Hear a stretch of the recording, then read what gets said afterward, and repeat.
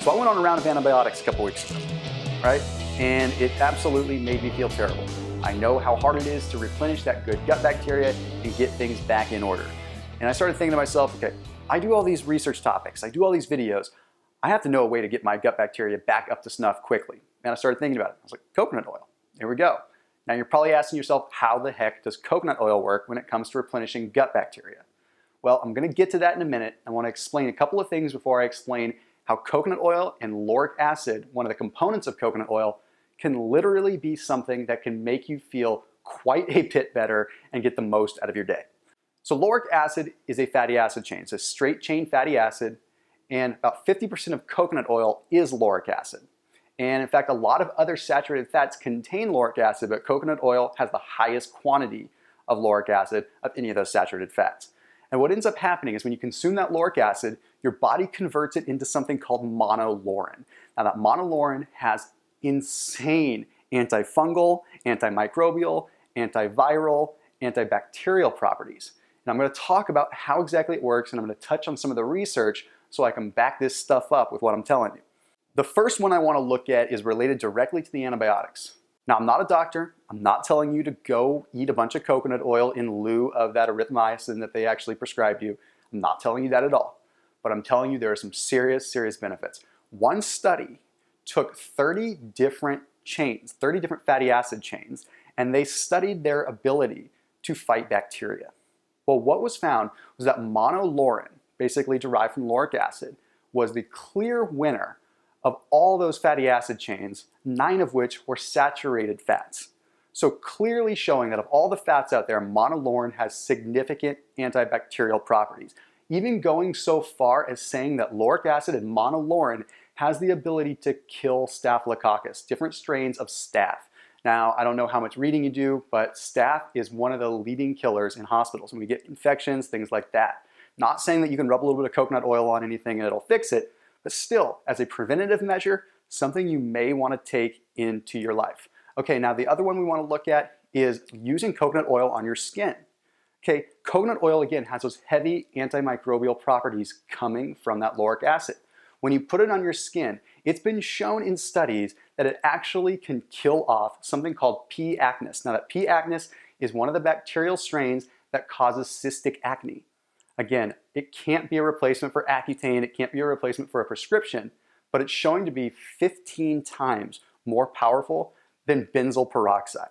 That's the kind of acid that you get out of a wash that you would normally put on your face to kind of dry it out and kill off some of the acne. Yes, 15 times more powerful. Again, whether you have acne or not, it just shows the ability for these healthy fats to fight that bad bacteria within our bodies. I don't want to dive into a lot of science with monolaurin right now because, to be honest, it's just the tip of the iceberg in terms of where the research has gone with it. But what is really interesting is finding out why it is concluded that monolaurin seems to inhibit the growth of bad bacteria or gram-positive bacteria. And a lot of it has to do with a signal transduction interruption with the cell. In human terms, that basically means that it interrupts the signal from the outside of the cell to the inside of the cell. It disrupts that. So if you have gram-positive bacteria that's proliferating and growing, and suddenly you disrupt that communication between the outside and the inside, it makes it hard for it to reproduce because it doesn't really know what's surrounding it. It's disrupted that transduction. That is how it works from an antibacterial standpoint. Now, I hope that you're still with me because now I'm going to get to the good stuff, all right? The Journal of Medicinal Food found that lauric acid and monolaurin was extremely effective at killing off multiple strains of fungal candida. Candida is a huge issue that a lot of us are suffering with. It's an overabundance of the bad bacteria coming up into the upper GI, making it so we feel bloated, making it so we feel nauseous, making it so we get acid reflux. Okay, this is showing some serious promising signs there.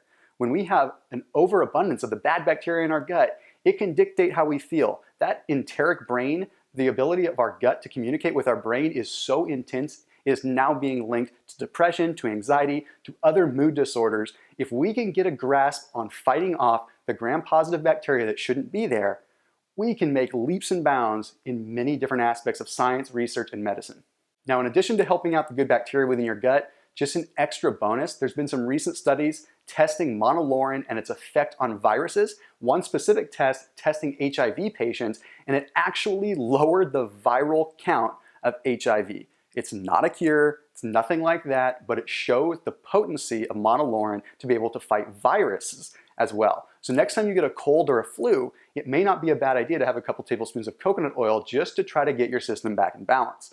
One of the things I don't do in my videos a lot is give solid examples. And I wanted to make sure that I did give some examples because I think it's important that you know how to put this into place. I don't expect you to just eat a tablespoon of coconut oil all the time.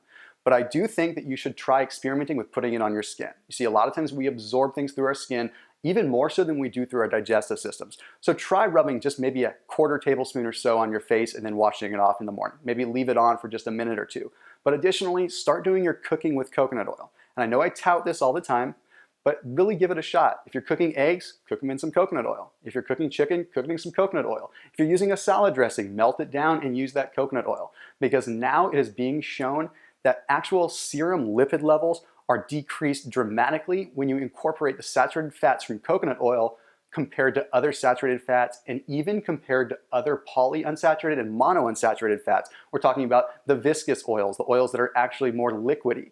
So lo and behold, a saturated fat is actually improving serum lipid levels.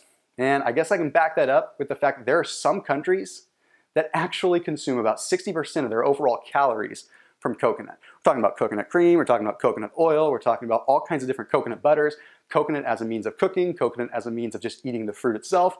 And guess what? They have some of the lowest instances of heart disease and disease in general in the entire planet.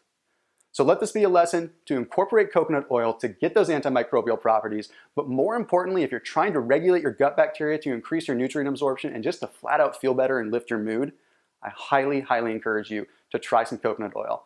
As always, keep it locked in here in my videos, and if you have any questions or anything that you want to hear about in a video, let me know in the comments below, and I'll be sure to take them all into consideration. See you soon. Thanks for watching.